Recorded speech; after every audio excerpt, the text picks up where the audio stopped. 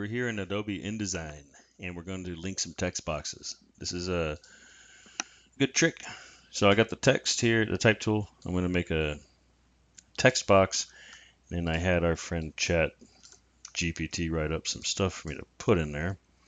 Now it's small, but I'm going to now make another text box.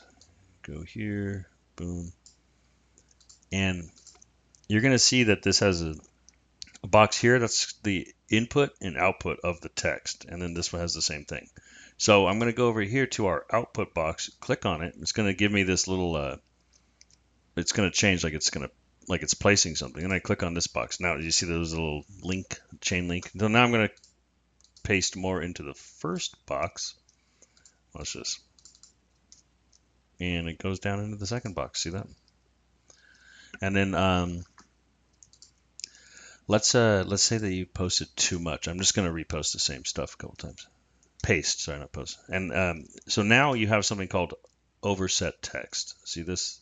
That means that there's more in here, but it can't be read.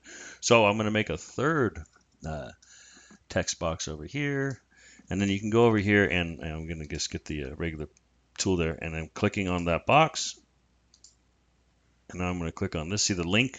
I got a chain link there, and boom, there we go. Look what he did. So now this is all linked together. I'm going to hit select all, and watch this. Got all of it. See that? So now you've got linked text boxes. Hopefully that helped. Let me know in the comments.